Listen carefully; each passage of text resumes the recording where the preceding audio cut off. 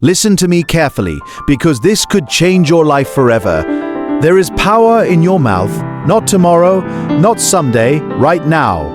Most people are waiting on healing, begging for change, crying out for a miracle, while carrying the very medicine they need on their own lips. Smith Wigglesworth believed this with unshakable conviction. I am not moved by what I see, I am moved by what I believe. And what you believe, you speak, and what you speak, you become. Your mouth is not just for conversation, it is for creation. Your words are not empty, they are spirit and life. If you speak weakness, you empower it. If you speak sickness, you strengthen it. But when you rise up and declare life, something shifts in the unseen realm. Chains begin to break, darkness begins to tremble, healing begins to flow. Today, you will learn this truth. Your mouth is medicine, not fear, not doubt, not defeat, but life. So I challenge you, stop speaking what you feel and start speaking what God has said. Because the moment your words line up with faith, your healing is no longer distant, it becomes inevitable. There is a truth many have heard, but very few have believed with their whole heart. And that is this: life and death are not somewhere far away, they are not in the hands of chance. They are not controlled by circumstances, they are in your mouth. I want you to feel the weight of that. Not think about it, feel it. Because every time you open your mouth, you are releasing something. You are either releasing life or you are releasing death.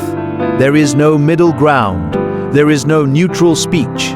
Every word carries substance. Every word carries power. Smith Wigglesworth lived with a boldness that shocked people because he understood this reality. He refused to allow his mouth to agree with anything that did not come from faith. And that is where many are missing it today. They believe in God, but their words deny Him. You say you want healing, but you speak sickness. You say you trust God, but you confess fear. You say you believe for breakthrough, but your mouth is filled with defeat. Do you not see? Your words are canceling your miracle. When you speak, you are not just describing your situation, you are shaping it. Your tongue is not reporting what is happening, it is directing what will happen. That is why two people can face the same problem, yet one rises and the other falls. The difference is not in the circumstance, it is in the confession. Some wake up and say, I feel weak, I feel tired, I feel sick, and they empower that condition. They water it, they give it permission to stay. But the one who understands the power of words stands up in the midst of weakness and declares, I am strong, I am healed, I am full of life. And though everything around them may say otherwise, something begins to shift. Because heaven responds to faith-filled words. Your mouth is a doorway. What you allow to come through it determines what will enter your life. If you allow doubt to flow, doubt will fill your days. If you allow fear to flow, fear will take root. But if you release faith, bold, unwavering, unashamed faith, you open the door for the power of God to move. This is not about pretending. This is not about denying reality. This is about choosing a higher reality. It is about refusing to let what you see override what you believe.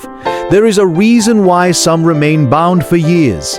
It is not because God has failed them. It is because their own words have built a prison around them. Every negative confession is another brick. Every fearful statement is more cement. And they sit there asking, why am I not free? While holding the key in their own mouth. But I tell you, the moment you begin to speak life, truly speak it, not casually, not occasionally, but with conviction, those walls begin to crack. That prison begins to shake. Your tongue is not small in the spirit realm. It is mighty. It carries authority. It carries creative force. And whether you realize it or not, you have been using it every single day to either lift yourself or limit yourself. So I urge you, watch your words. Not tomorrow, not later, now. When pain comes, speak life. When fear whispers, speak life louder. When everything in you wants to agree with defeat, rise up and declare victory. Because life and death are not distant powers you are waiting on. They are sitting right behind your teeth, waiting for your permission to be released. There is a battle taking place inside of you every single day. A battle between what you feel and what you must choose to speak. And hear me clearly. If you allow your feelings to lead your words, your life will always follow weakness. But if you let faith rise above your feelings, your words will begin to carry power. Most people live by their senses. If they feel pain, they speak pain. If they feel fear, they speak fear. If they feel discouraged, they speak defeat. And then they wonder why nothing changes. But feelings were never meant to be your master. Feelings are unstable. They shift with circumstances. They rise and fall like the wind. Faith does not. Smith Wigglesworth stood firm on this truth. He would not allow his words to bow to what he felt. He would stand in the face of sickness and declare healing. He would look at impossibility and speak victory. Not because he felt it, but because he believed it. And that is where you must come to a decision. Are you going to speak what your body tells you or what God has promised you? Because your body may scream, "You are weak," but faith declares, "I am strong." Your mind may whisper, "It's not going to work," but faith rises and says, "All things are possible." You see, speaking faith is not comfortable. It will challenge everything in you. There will be moments when your situation looks worse than ever, and everything inside of you will want to agree with it. That is the test. That is the moment where your breakthrough is decided. Anyone can speak faith when everything is going well, but it takes boldness, spiritual boldness, to speak life when everything around you looks dead. When you wake up and your body feels heavy, your feelings will try to dictate your confession. They will try to put words in your mouth before your feet even hit the ground. Today is going to be hard. I feel terrible. Nothing is changing. And if you accept those words, you have already surrendered your authority. But when you rise up and interrupt that pattern, when you open your mouth and say, "No, I will not speak what I feel. I will speak what I believe," something shifts. You take back control. You step out of the natural and into the supernatural. Because faith is not proven by what you feel. Faith is proven by what you say in spite of what you feel. There is a power released when your words contradict your circumstances. When pain says, "You are not healed," and you boldly declare, "By faith, I am healed," you are not lying. You are aligning. You are bringing your words into agreement with a higher truth. Too many are waiting to feel better before they speak better. But it does not work that way. You do not speak after the change. You speak to create the change. Your feelings are a reaction. Your words are a force. If you allow your feelings to speak, they will keep you trapped in the same cycle. Today, discouraged. Tomorrow, fearful. Next week, defeated. But when faith takes over your mouth, raw words begin to break cycles. They begin to tear down strongholds. They begin to open doors that feelings could never open. There will be days when your voice shakes. There will be moments when doubt tries to creep in. But even then, especially then, you must speak. Not softly, not timidly, but with authority. Say what God says. Declare what He has promised. Stand on it, even when everything inside you is trembling. Because the victory does not belong to the one who feels the strongest. It belongs to the one who refuses to let their feelings have the final word. There is a creative force that flows from your mouth, whether you recognize it or not.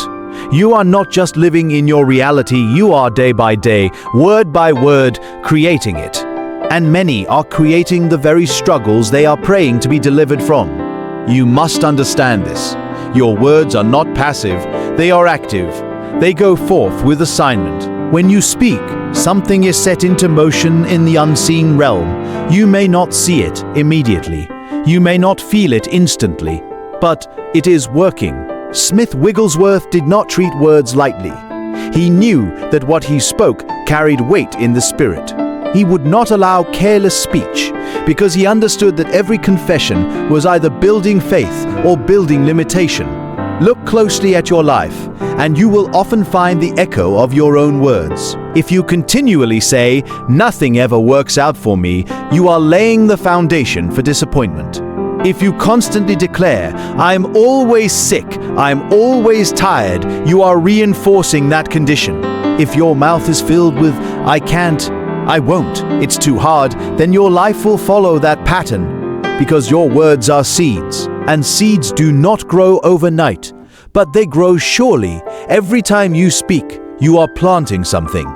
The question is not whether you are planting it, stands what you are planting. Are you sowing life, or are you sowing defeat? Are you planting faith, or are you planting fear? Many people pray for a harvest of healing, but they are sowing seeds of doubt daily. They ask God for breakthrough, but their words are filled with limitation. And then they stand confused when the harvest comes, because the harvest always matches the seed. You cannot plant negativity and expect victory. You cannot sow fear and expect peace. It is a spiritual law that cannot be broken. But when you begin to speak life, truly speak it, consistently speak it, you begin to sow a different kind of seed. You may not see the change immediately, but beneath the surface, something is taking root. Strength is growing, healing is forming, breakthrough is developing. Your words are shaping your future before you ever arrive there. Some are walking into days they themselves have created with their own mouth. Days filled with frustration, days filled with lack, days filled with struggle, not because God designed it that way, but because their words prepared it that way. But I tell you, you can change your future starting now.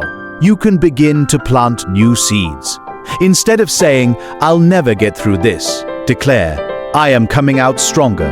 Instead of speaking, "This is too much for me," say, "I have the strength to overcome." Instead of agreeing with sickness, declare life over your body again and again and again. And do not stop just because you do not see immediate results. A farmer does not dig up the seed every day to check if it is growing. He plants it, he waters it, and he expects a harvest. You must have that same confidence in your words, because every faith-filled word you speak is working even in silence, even in the unseen. And just as negative words can build walls around your life, faith-filled words can build a pathway forward. They can open doors that seemed permanently shut. They can shift atmospheres, change direction, and bring alignment where there was once confusion. Your life today is, in many ways, a reflection of what you have been saying. And your life tomorrow will be a reflection of what you choose to say from this moment on. So do not take your words lightly. Do not speak without intention. Do not allow your mouth to run freely in doubt and fear, because you are not just talking, you are creating. There is a divine standard for your words, and it is not built on opinion, emotion, or circumstance. It is built on the unchanging promises of God. And until your speech comes into alignment with what God has said, you will continue to live beneath what God has provided. Many believe in God, but their words are out of agreement with Him. They pray for healing, yet speak sickness. They ask for provision, yet confess lack. They declare faith on Sunday, but speak doubt the rest of the week. That is not alignment, that is contradiction. Smith Wigglesworth refused to live in that contradiction. He would not allow his mouth to say anything that opposed the word of God. If God said it, that settled it. No argument, no hesitation, no compromise. And that is where power begins. When your words no longer argue with God, you must understand God's promises are not suggestions. They are not distant hopes. They are truth, established, unshaken, eternal. But they must be agreed with. And your agreement is released through your words. When you speak in alignment with God's promises, you are not trying to make something happen. You are stepping into what has already been declared. If God says you are healed, then your mouth must say, "I am healed." If God says you are strong, then your confession must be, "I am strong." If God says He is with you, then your words must never declare, "I am alone." Becca, use the moment your words oppose His word. You disconnect yourself from the flow of His power. Some are waiting for God to move, but God is waiting for them to agree. You cannot walk in victory while speaking defeat. You cannot experience peace while declaring fear. You cannot receive the fullness of God's promises while your mouth is in conflict with them. Alignment is everything. Think of it this way: when your words come into agreement with God, it is like two forces joining together. Heaven and earth meeting. Your voice echoing what has already been spoken in the Spirit. And when that alignment takes place, there is a release of power.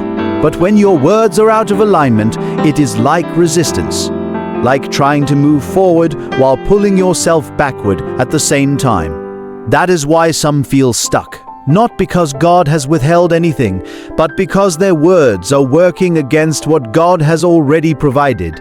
You must train your mouth to follow the word, not the world, not your past, not your pain, not your present condition.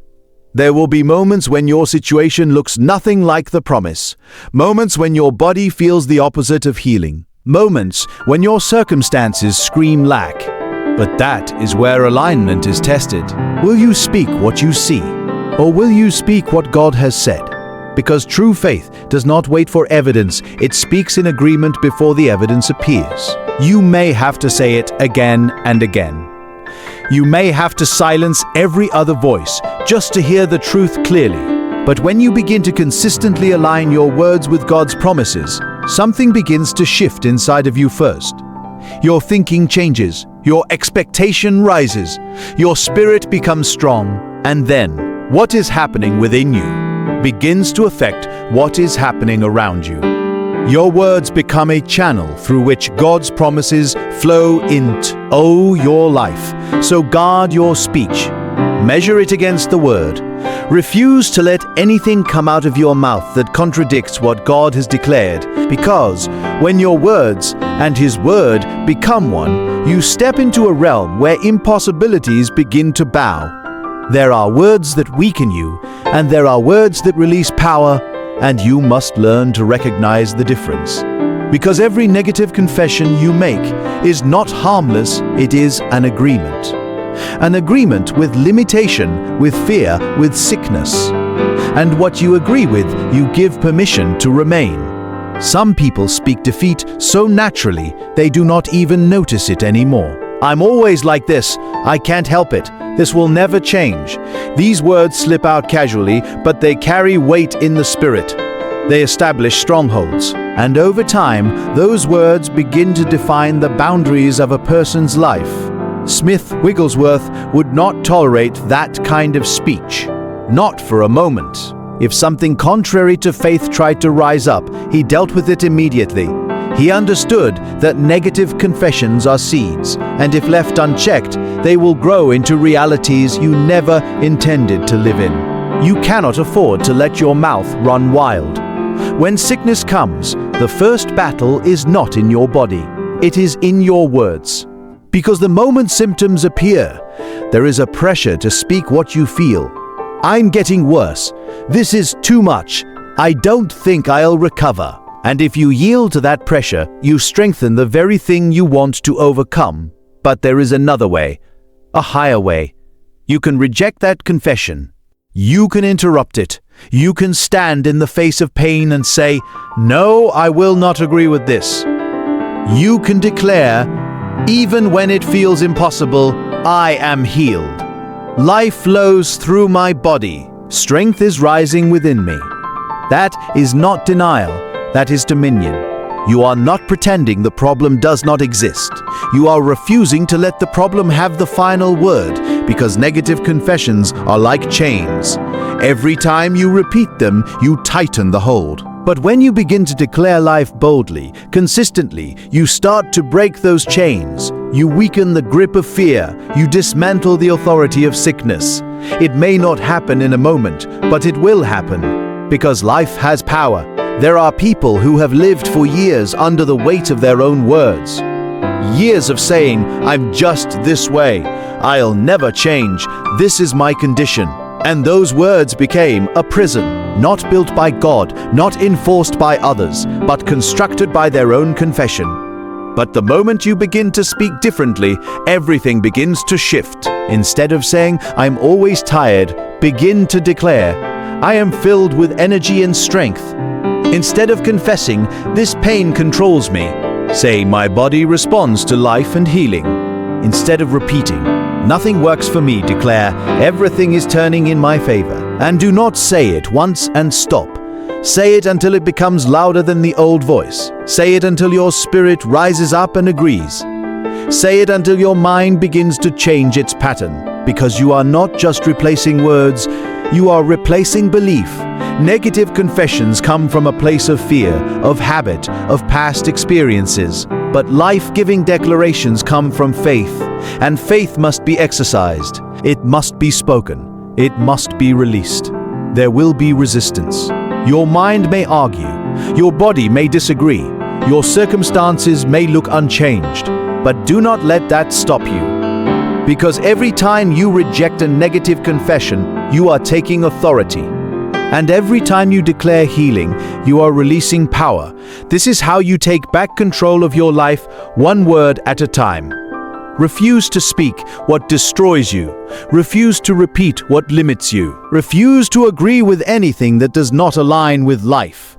And let your mouth become a weapon that breaks every chain that ever tried to hold you down. Many begin well. They speak life for a moment. They declare faith when they feel inspired. But then, somewhere along the way, they grow silent or they return to old patterns. And what they started in power fades into inconsistency. But hear this clearly, consistency is where manifestation lives. It is not the one who speaks life once that sees the breakthrough. It is the one who refuses to stop speaking it. Day after day, situation after situation, no matter what changes or what does not change. Smith Wigglesworth did not move in occasional faith. He lived in it. His words were not powerful because they were rare.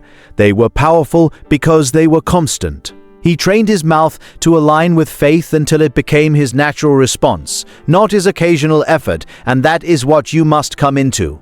A place where speaking life is not something you try, it is something you live.